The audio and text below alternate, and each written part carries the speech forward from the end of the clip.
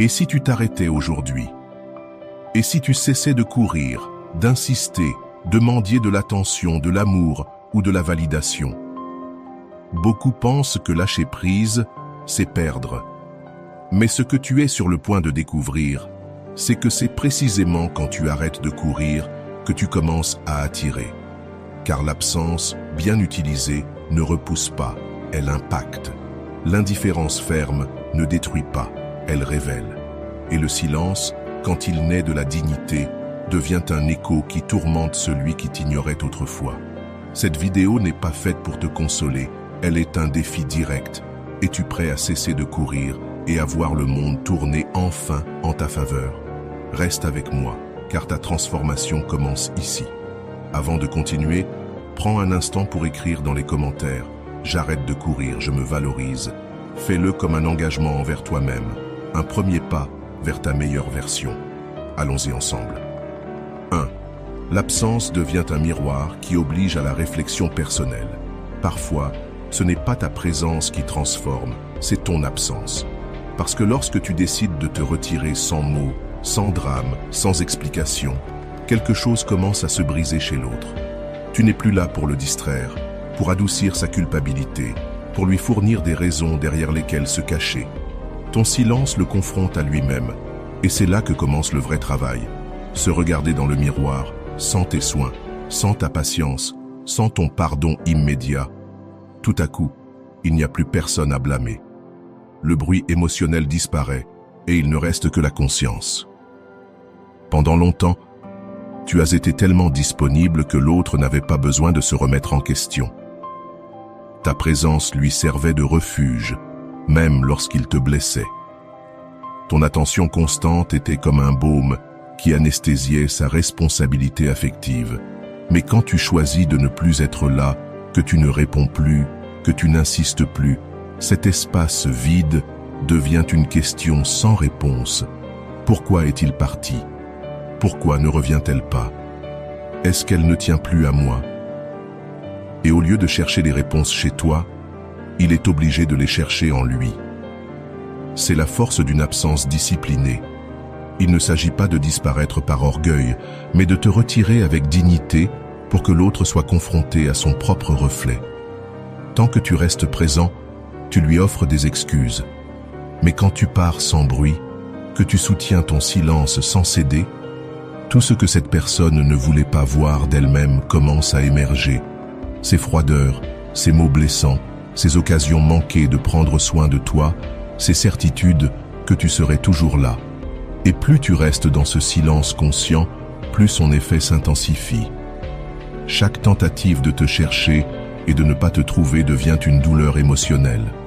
Chaque souvenir inachevé devient une blessure. Chaque moment qu'il ignorait prend une nouvelle signification. Tu n'es plus là pour combler les vides, et c'est alors qu'il commence à voir ce que tu offrais sans rien demander en retour. Ce n'est pas immédiat, ça ne se produit pas en une semaine, mais ça finit par arriver.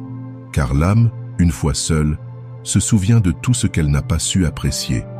Le stoïcisme enseigne que la maîtrise de soi se démontre davantage dans ce qu'on ne fait pas que dans ce qu'on fait. 30 mots suffisent. Le sage ne réagit pas. Il attend, il se retire. Non pas par faiblesse, mais parce qu'il comprend que parfois, la distance est le seul remède qui provoque une véritable réflexion chez l'autre. C'est pourquoi tu ne dois pas revenir trop tôt. Ne réponds pas à la première provocation. Ne te laisse pas piéger par un message ambigu ou un appel inattendu.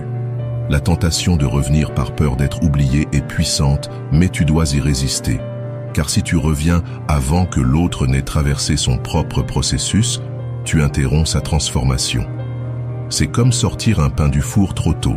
Il semble prêt à l'extérieur, mais il reste cru à l'intérieur. Laisse du temps, laisse de l'espace. Offre ce silence qu'il n'imaginait pas pouvoir blesser autant. Et quand il commencera à se réveiller, tu le verras. Il ne sera plus arrogant, il ne cherchera plus à dominer. Il reviendra avec prudence, avec humilité, avec une étrange combinaison de culpabilité et de nostalgie. Car ce ne sera pas seulement ta présence qu'il regrettera. Il regrettera aussi la version de lui-même que tu lui renvoyais, celle qui se sentait meilleure, plus complète, plus capable.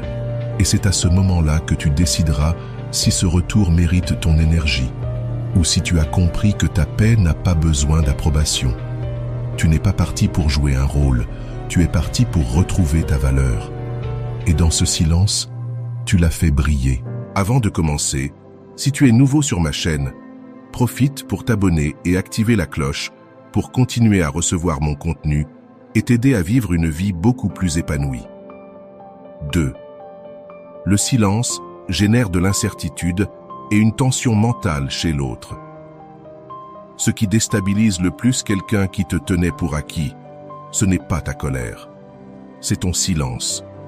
Car lorsque tu te retires sans explication, sans adieu, sans même une plainte, son esprit ne sait plus sur quoi s'appuyer, et cela l'emmène droit vers son pire ennemi, l'incertitude.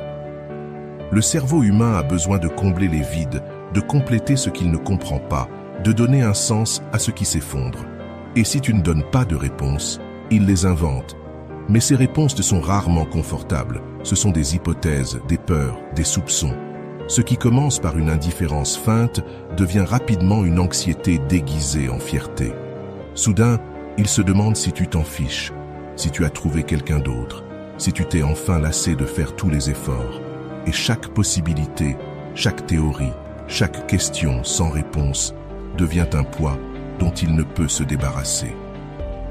Le silence n'est pas du vide, c'est un terrain fertile pour la peur. Car maintenant, il ne sait plus si tu reviendras, s'il peut encore te contrôler, s'il a encore une place dans ta vie. Cette tension mentale, ce malaise émotionnel est bien plus puissant que n'importe quelle parole.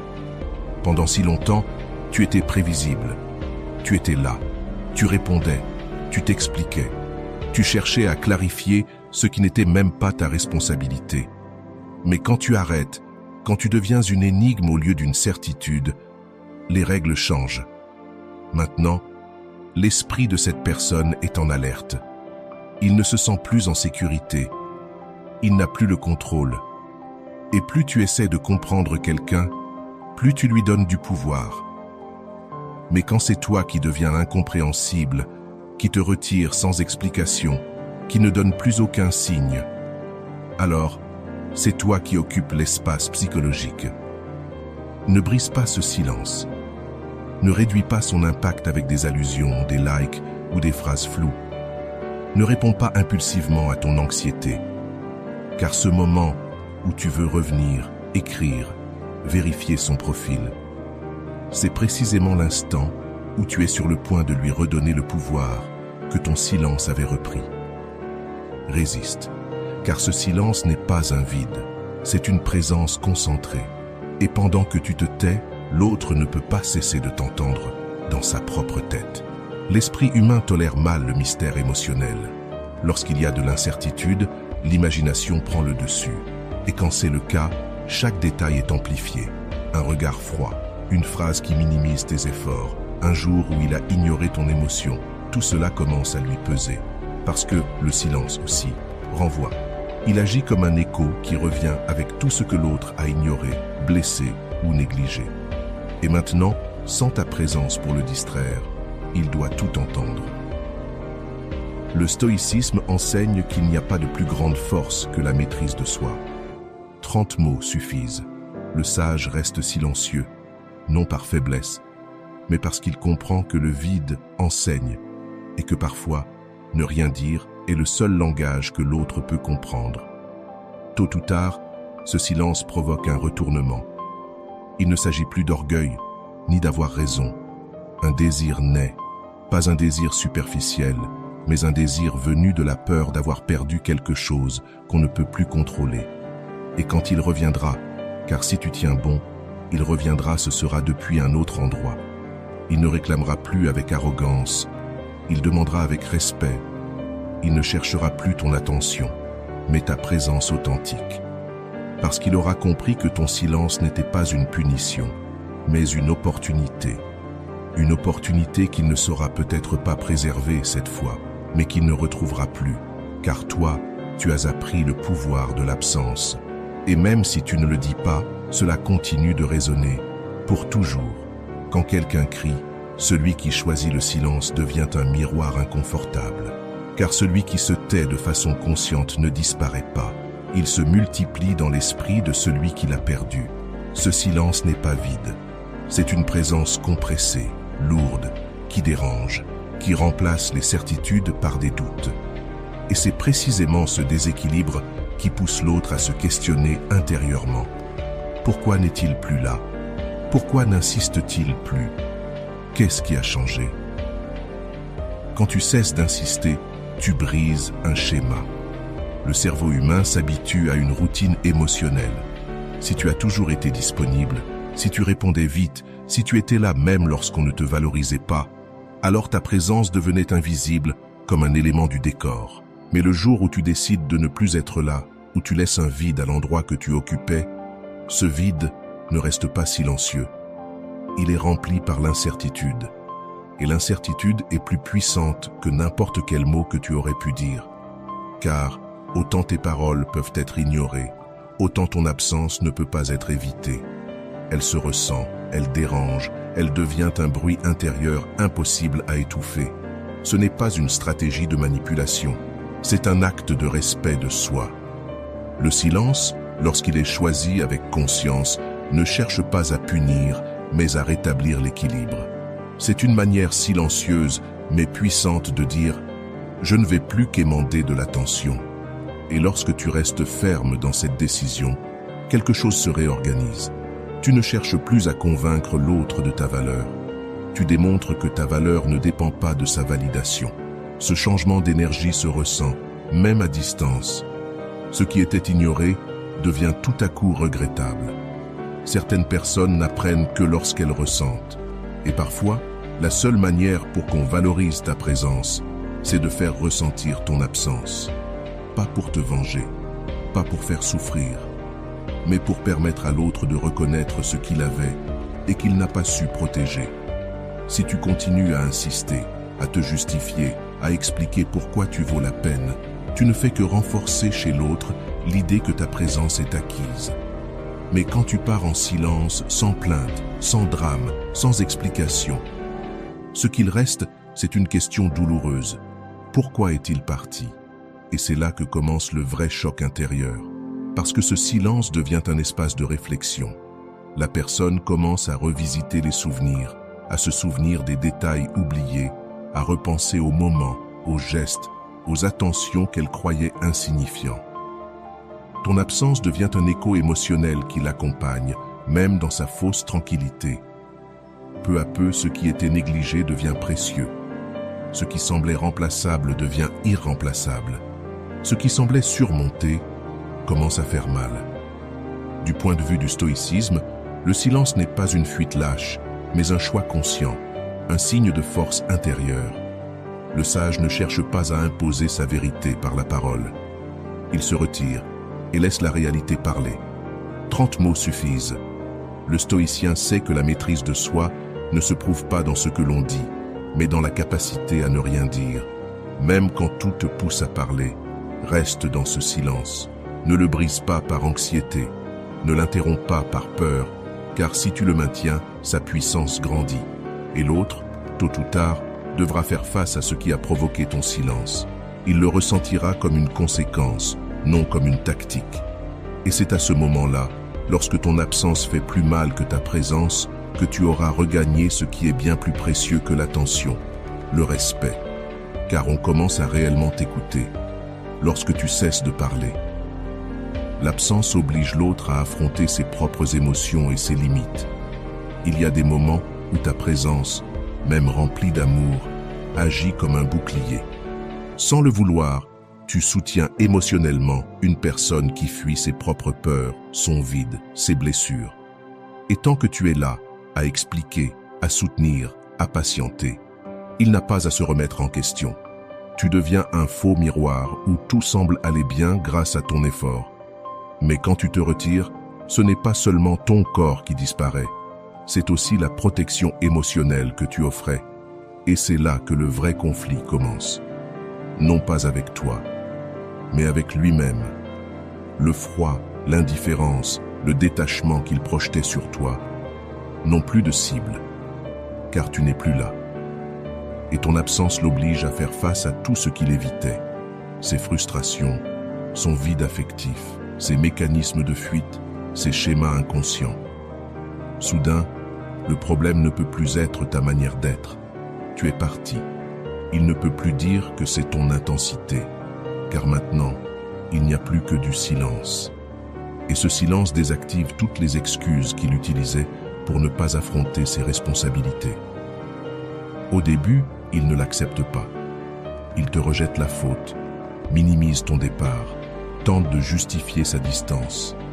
Mais avec le temps, quelque chose l'agace intérieurement. Cette tranquillité forcée devient un bruit dans sa tête. Cette pseudo-liberté devient un vide. Et alors commence le processus le plus difficile, faire face à ses émotions sans que personne ne le soutienne. Il ne peut plus fuir, car les émotions qu'il te lançait sont maintenant autour de lui. Et sensibles extérieures, elles deviennent un miroir. Un miroir qui reflète avec brutalité ce qui doit être guéri. C'est là que commence la transformation. Pas toujours rapidement, pas toujours de façon consciente. Parfois, elle prend la forme de l'anxiété, d'autres fois, de la colère ou d'une étrange nostalgie. Mais derrière tout ça, il y a un cri intérieur, le cri de quelqu'un qui commence à voir le chaos qui se cachait derrière son apparente maîtrise. Et cette gêne, aussi douloureuse soit-elle, est nécessaire, car personne ne change dans le confort.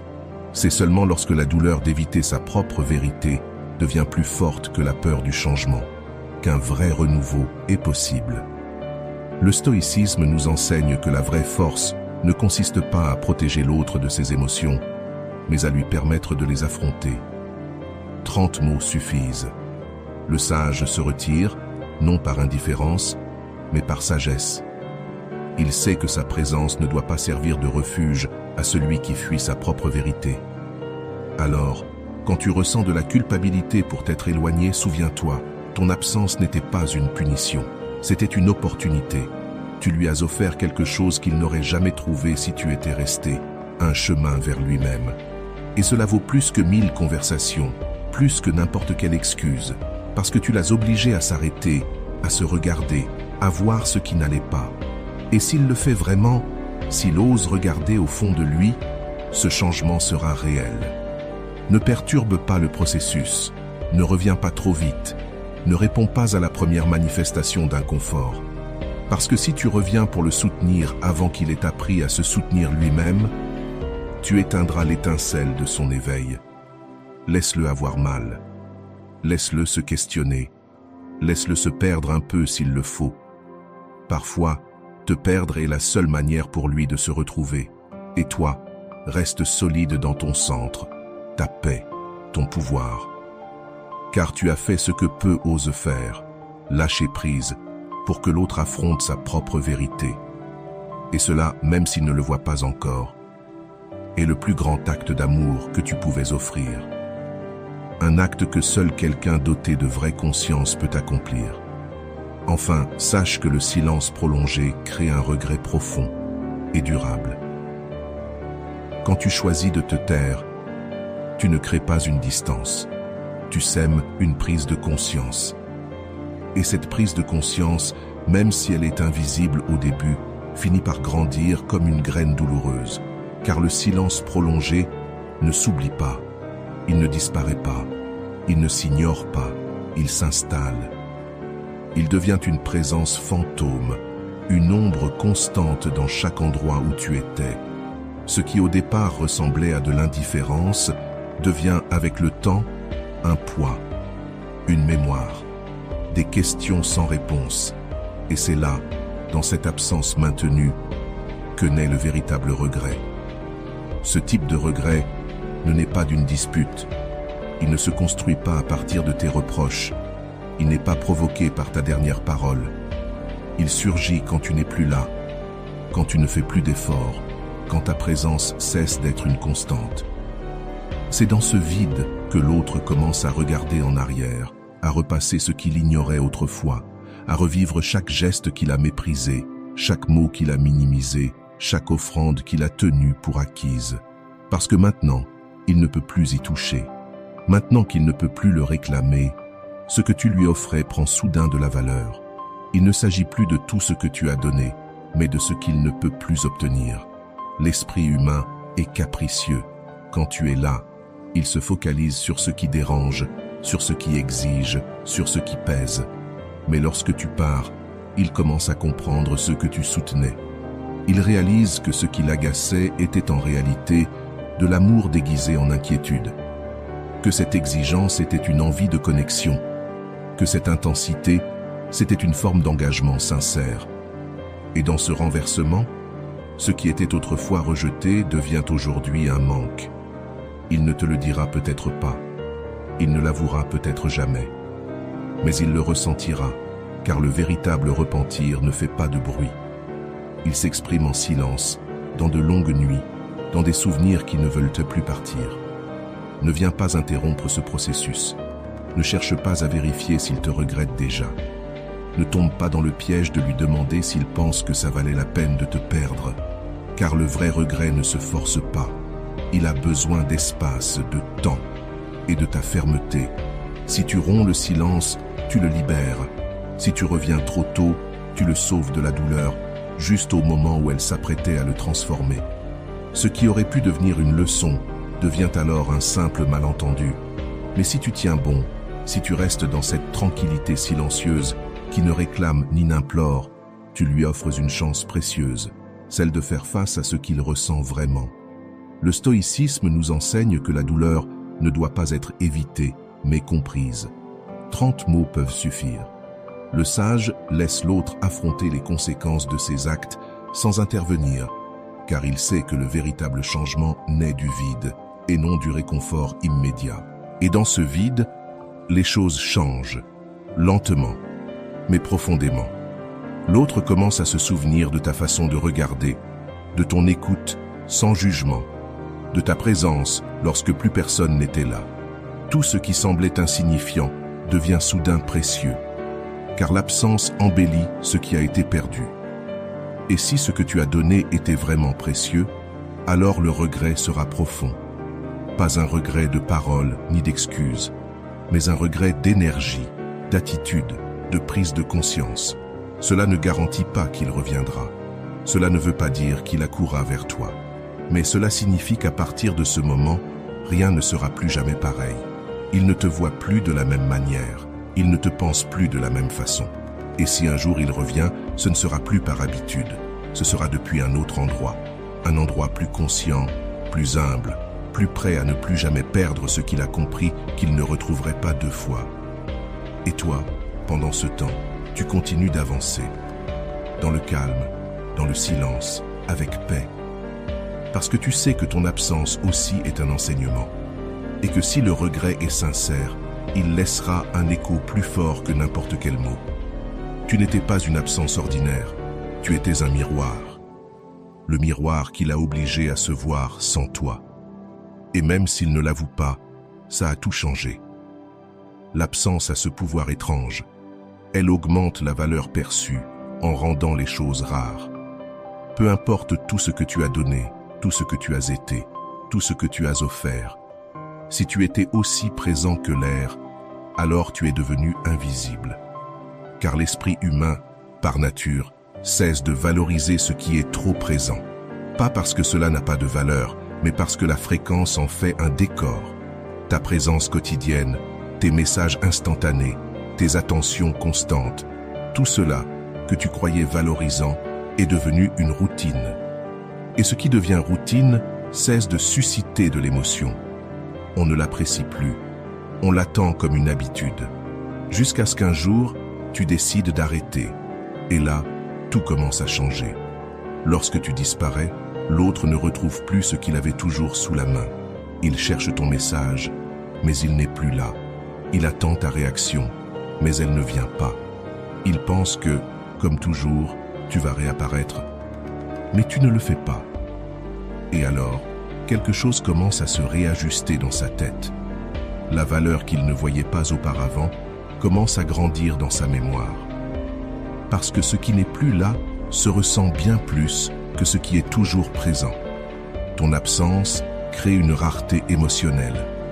Elle réveille une nostalgie inattendue. pas à cause de tes grandes actions, mais à cause de ce qui manque maintenant. Tes mots, ton écoute, ton regard, ta manière d'être là. L'erreur a été de croire que plus tu te donnais, plus tu serais apprécié. Mais ce n'est pas une question de quantité, c'est une question de mérite. Ce n'est pas combien tu donnes, mais combien l'autre fait pour mériter ce que tu donnes. L'excès n'éduque pas, il endort. Voilà pourquoi, quand tu commences à doser ta présence, ce n'est pas de l'orgueil, c'est de la lucidité. L'amour, l'attention, le soin ne doivent pas être abondants, ils doivent être précieux.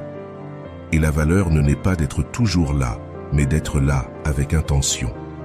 De paraître quand ta présence a un sens, de partir quand ce que tu donnes n'est plus respecté. Réduire ta disponibilité n'est pas un jeu. Ce n'est pas manipuler.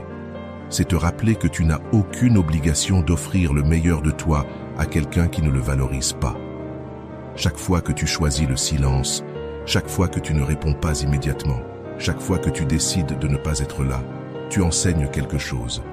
Tu crées une nouvelle forme de valeur. Ce qui manque maintenant devient urgent dans l'esprit de l'autre. Et ce réajustement ne vient pas parce que tu l'exiges, mais parce que son cerveau, privé de ce qu'il connaissait, commence à le revaloriser. Les souvenirs se réveillent, les émotions s'ordonnent à nouveau. Ce qui semblait éteint se rallume. Le stoïcisme enseigne, il ne s'agit pas de tout donner pour être accepté, mais de conserver l'essentiel pour ne pas être détruit. 30 mots peuvent suffire. Le sage ne se gaspille pas. Il se donne quand cela en vaut la peine, et il se retire quand sa valeur est ignorée. Parce qu'il sait que l'abondance sans discernement devient du gaspillage émotionnel. Et tu le verras, dans les détails, dans les tentatives de reprise de contact, dans la façon dont on te rappelle, dans les gestes autrefois ignorés, mais maintenant admirés. L'absence réorganise la mémoire. Elle met en lumière ce qui était banal. Et même si au début tu as été ignoré, tu seras maintenant évoqué, non plus par habitude, mais par désir. Non plus comme celui ou celle qui était toujours là, mais comme celui ou celle qui manque. Ne te redonne pas sans pause. Ne reste pas là où l'on ne te protège pas. Sois comme le soleil. Il brille chaque jour, mais il se couche aussi. Celui qui ne disparaît jamais cesse d'être remarqué. Et toi, tu mérites d'être vu, pas seulement attendu. Car plus ta présence est rare, plus elle devient précieuse. Et quand cela arrive, tu n'as plus besoin de réclamer de reconnaissance. Tu la verras, dans les yeux de celui ou celle qui comprendra trop tard que ton abondance n'était pas éternelle. Se retirer avec dignité renforce ta position, émotionnellement et personnellement. Tu n'es pas parti parce que tu ne ressentais plus rien. Tu es parti parce que, pour la première fois, tu t'es ressenti toi-même. Parce que tu as compris que insister dans quelque chose qui ne te donne plus de paix, c'est une forme d'auto-abandon. Et lorsque tu arrêtes d'insister, tu ne le fais pas par orgueil, tu le fais par intégrité. Ce n'est pas une crise, ce n'est pas une stratégie pour attirer l'attention. C'est une décision consciente, née de l'amour de soi. Et cela, ça change tout. Car celui qui part avec dignité laisse une empreinte différente. Il ne crie pas, il n'exige pas, il ne supplie pas, il se retire. Et dans cet acte silencieux, il montre plus de force que dans 1000 explications. Le vrai retrait ne cherche pas à punir, il cherche à protéger. Ce n'est pas pour blesser l'autre, c'est pour guérir ce que toi-même tu as laissé se briser trop longtemps. Et même si ça fait mal, même si tu as l'impression de perdre, tu es en réalité en train de récupérer ce qui compte le plus, ton centre. Car tant que tu insistes, tu es éparpillé, tu débordes, tu te trahis. Mais quand tu t'arrêtes, quand tu fais un pas en arrière, tu reviens à toi, à ton axe, à ta valeur. Et c'est cela qui te rend libre.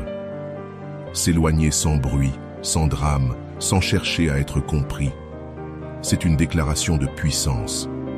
Car seul celui qui se connaît peut décider de partir sans qu'on le pousse. Seul celui qui se respecte peut résister à l'impulsion de revenir supplier pour ce qu'il méritait, mais n'a jamais reçu. La dignité ne consiste pas à rester jusqu'à l'épuisement. Elle est dans la capacité de reconnaître quand c'est suffisant, quand quelque chose a cessé de te nourrir, quand ta présence est devenue une habitude sans signification. Si tu sais identifier ce moment, alors tu as déjà gagné. L'autre ne comprendra peut-être pas au début. Il pensera que c'est un caprice, que tu reviendras, que tu attends qu'il te cherche. Mais quand les jours passent et que tu maintiens ta position, quelque chose commence à changer. Non seulement en toi, mais aussi en lui. Il commence à voir ce qu'il ignorait. Il commence à comprendre que cette fois, ce n'est pas une pause, c'est une décision. Et cette certitude impose le respect. Car celui qui agit par amour de soi, même dans le silence, impose une présence qu'on ne peut ignorer. Le stoïcisme enseigne que la maîtrise de soi est le plus grand pouvoir qu'un être humain puisse cultiver. Le sage se retire avec fermeté quand sa présence n'est plus valorisée. Non pour punir, mais pour préserver sa paix. Et cet acte ne le libère pas seulement, il l'élève. Tu retrouves ton autonomie émotionnelle. Tu ne dépends plus d'une réponse. Tu ne vis plus dans l'attente d'une validation. Tu ne mendis plus de signes parce que tu as compris ce que tu vaux. Et quand tu atteins ce point, ton énergie change. Elle devient sereine, solide, intouchable. Le plus étonnant, c'est que l'autre le remarque. Pas à cause de ce que tu dis, mais à cause de ce que tu ne dis plus. Pas à cause de ce que tu fais, mais à cause de ce que tu ne fais plus. Ta distance commence à peser. Ton silence laisse une empreinte. Ton absence devient un miroir qui le confronte. Et toi, pendant ce temps, tu continues d'avancer. Sans rancune, sans revanche, sans besoin de prouver quoi que ce soit. Car tu ne fais pas cela pour qu'on te remercie ou qu'on te reconnaisse. Tu t'es retiré non pas pour qu'on te regrette, mais pour cesser de te trahir. C'est ça la véritable victoire. Pas que l'autre revienne, pas qu'il se repente, mais que tu te choisisses, toi, par-dessus tout. Que tu gardes ton calme même lorsque la tempête fait rage à l'intérieur. Que tu saches qui tu es et que tu le montres, non par des mots, mais par tes choix. Parce que celui qui part avec dignité ne perd rien. Il se transforme. Et dans ce silence paisible, ferme, rempli de vérité, commence une nouvelle liberté. Choisir de ne pas renoncer à soi-même, c'est le plus grand acte d'amour propre. Insister là où il n'y a pas de réciprocité, c'est une forme silencieuse d'abandon de soi. Car chaque fois que tu supplies pour de l'attention, tu envoies à ton esprit ce message destructeur. Je ne suis pas suffisant. Et il n'y a rien de plus douloureux que de te répéter cela chaque jour, en attendant que quelqu'un d'autre te prouve le contraire. Mais lorsque tu choisis de ne plus insister, lorsque tu décides de t'arrêter sans crier, sans exiger, sans dramatiser, là commence ta vraie reconstruction. Car tu ne perds personne, tu te retrouves. Arrêter d'insister, ce n'est pas abandonner. C'est cesser de forcer ton cœur à s'adapter à des lieux qui t'ont déjà montré qu'ils ne savent pas te préserver. C'est te regarder avec compassion et te dire « assez ».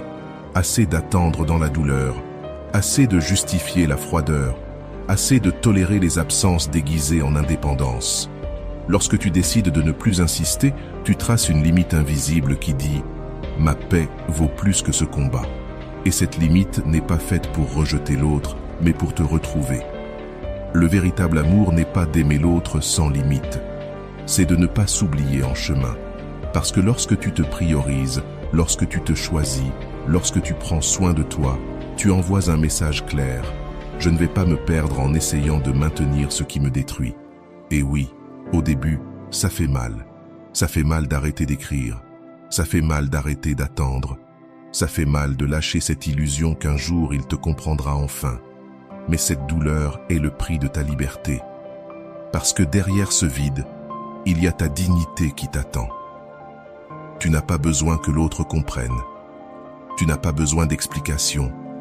Tu n'as pas besoin qu'il te demande pardon pour prendre cette décision. Tu as seulement besoin de te reconnaître, de savoir qui tu es, de comprendre que ta présence, ton énergie, ta générosité sont des cadeaux que tout le monde ne mérite pas. Et si quelqu'un n'a pas su les voir, ce n'est pas ton rôle de le convaincre.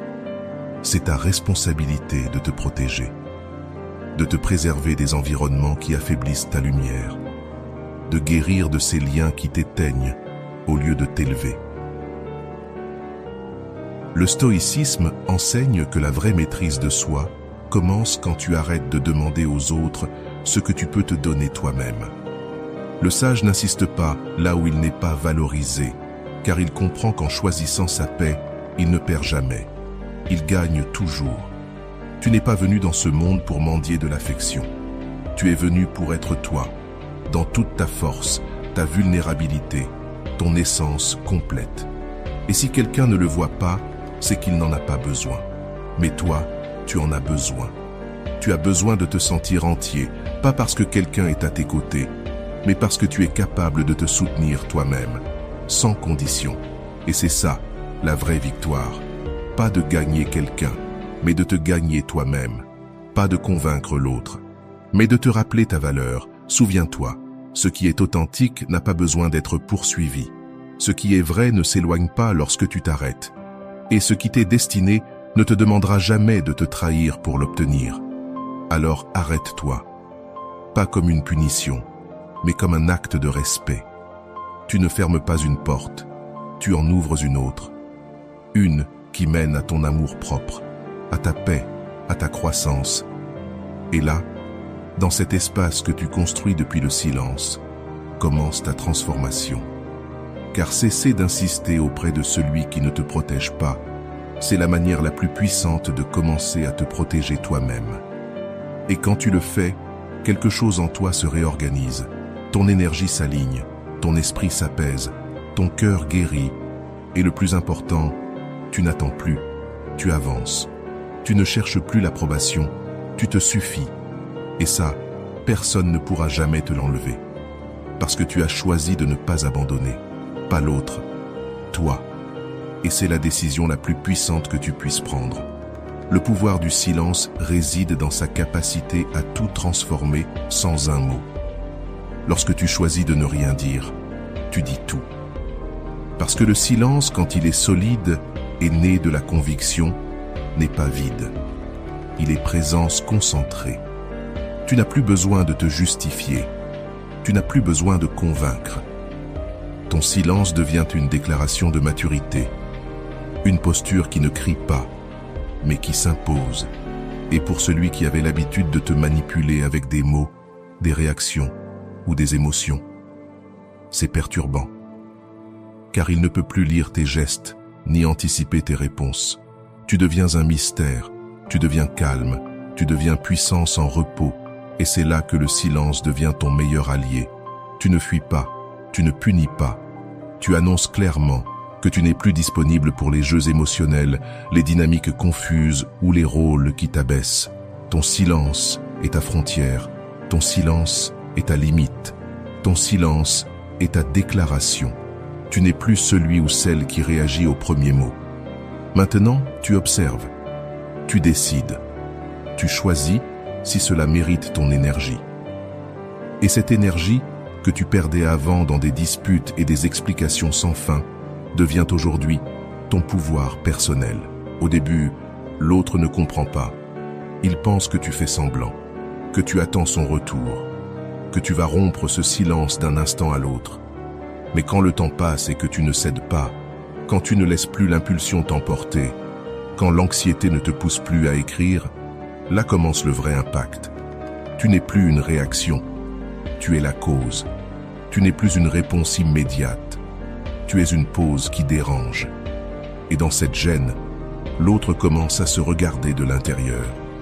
Car ce qui transforme le plus, ce n'est pas le reproche, c'est le vide. Ce n'est pas la discussion, c'est l'absence de bruit. Et pendant que tu te tais, son esprit commence à parler. La réflexion s'active, la conscience surgit, et les souvenirs reviennent, les gestes, les erreurs. Et dans cet espace où il y avait autrefois tes mots, tentant de sauver ce qui ne pouvait plus l'être, il n'y a maintenant que du silence. Un silence qui révèle tout. Ce qui fut, ce qui s'est brisé, ce qui a été perdu. Tu n'es plus là pour amortir, tu es là pour montrer.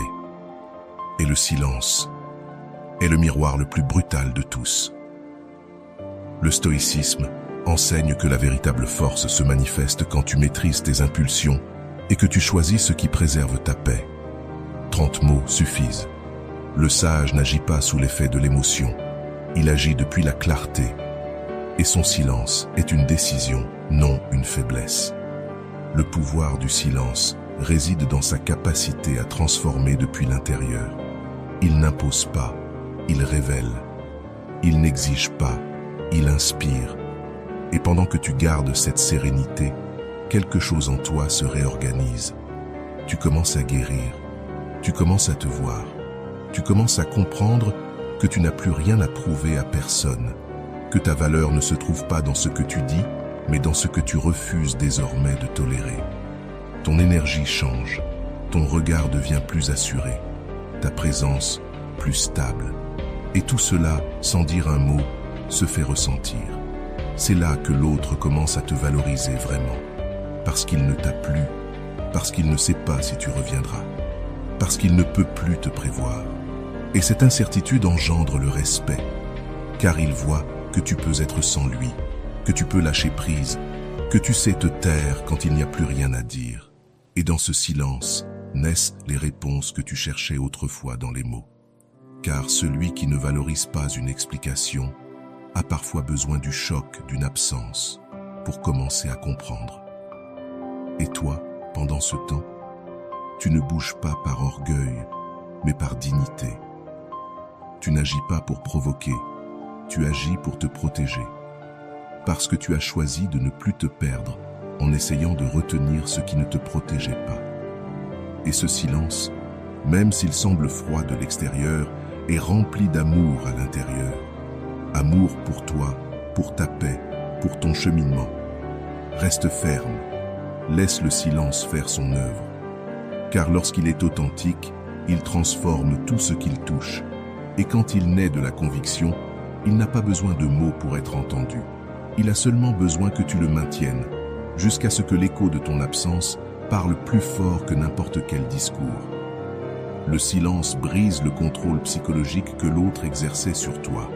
Quand tu ne réagis plus, quand tu ne réponds ni par la colère, ni par des justifications, l'autre perd son emprise.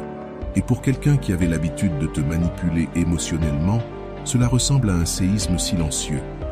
Son pouvoir ne venait pas de sa force, mais de ta réponse, de ton besoin de t'expliquer, de ton désir de paix à tout prix. Mais quand tu choisis de te taire, quand tu refuses de jouer ce jeu, quand tu ne donnes plus d'explications là où tu t'épuisais à être compris, quelque chose se brise. Ce qui se brise, ce n'est pas le lien, c'est le système de contrôle. Le silence ne fait pas que créer de la distance, il désarme. Celui qui manipulait tes émotions savait quoi dire, quoi ignorer, quand apparaître, comment te faire douter de toi. Tout cela fonctionnait tant que tu étais disponible, tant que tu réagissais. Mais quand tu coupes l'accès, quand tu n'es plus là pour jouer son scénario émotionnel, sa stratégie devient inutile. Il ne peut plus gérer ton temps, ni ton énergie, ni tes émotions. Et là commence la véritable transformation. Ce n'est plus lui qui dirige le lien, c'est toi qui reprends le contrôle de toi-même. La manipulation a besoin de carburant, et ce carburant, c'était ton attention, ton anxiété, ta peur de perdre. Mais quand tu ne donnes plus rien de tout cela, le jeu s'arrête. Le silence n'est pas une passivité, c'est un acte de puissance. Ce n'est pas de la résignation, c'est de la clarté. Et chaque fois que tu refuses de répondre à une provocation, chaque fois que tu ignores un message ambigu, chaque fois que tu gardes ton calme là où avant tu aurais explosé, tu reprends possession de ton autonomie émotionnelle. Tu te dis à toi-même, je ne suis plus disponible pour quelqu'un qui cherche à me troubler. Au début, l'autre ne l'accepte pas. Il tentera de te provoquer, enverra des signaux confus, appuiera sur tes anciens boutons. Mais si tu restes calme, si tu ne cèdes pas, s'il ne parvient pas à te faire tomber, alors il commence à paniquer, parce qu'il perd ce dont il avait le plus besoin, ta réaction. Et ce qui lui fait le plus mal, ce n'est pas ton absence physique, c'est ton indifférence émotionnelle. C'est cela qui le déstabilise. Voir que tu n'es plus là où il t'a laissé, que tu as grandi dans le silence, que tu n'es plus la même personne qui courait après lui. Le stoïcisme enseigne que la liberté émotionnelle commence quand tu cesses d'être esclave de tes réactions. 30 mots suffisent. Le sage ne laisse personne gouverner sa paix. Il choisit quand parler, quand se retirer, et quand le silence est la réponse la plus puissante qui soit. Reste ferme. Ne réponds pas par anxiété. N'explique pas par habitude. Ne redonne pas l'accès à celui dont tu as compris qu'il te manipulait. Parce qu'à chaque fois que tu choisis le silence avec conscience, tu renforces ton identité. Tu n'as plus besoin de prouver ta valeur. Tu n'attends plus que l'autre change. Tu reconnais simplement que toi, tu as changé. Et ça se voit, ça se ressent, ça se respire. L'autre le perçoit et commence à changer son jeu. Ce n'est plus toi qui guette. C'est lui qui reste à attendre une réaction qui ne viendra pas, une explication que tu ne donneras plus, un message que tu n'enverras jamais. Et ce vide émotionnel devient son fardeau, parce que toi, enfin, tu as cessé de porter ce qui ne t'appartenait pas. Tu as récupéré ton temps, ta paix, ton énergie. Et surtout, tu as retrouvé ton centre. Le silence brise des cercles vicieux, désarme les jeux, ferme les portes qui ne t'auraient jamais conduit à un lieu sûr.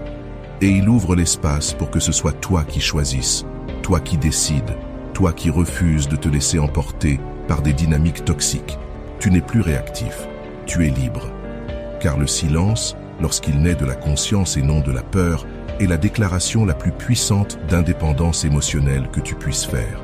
Celui qui le comprend ne sera plus jamais manipulé de la même manière. Parce que tu sais maintenant, ne pas répondre est aussi une réponse. Et souvent, c'est la plus forte de toutes. Si ce message a résonné en toi, agis maintenant.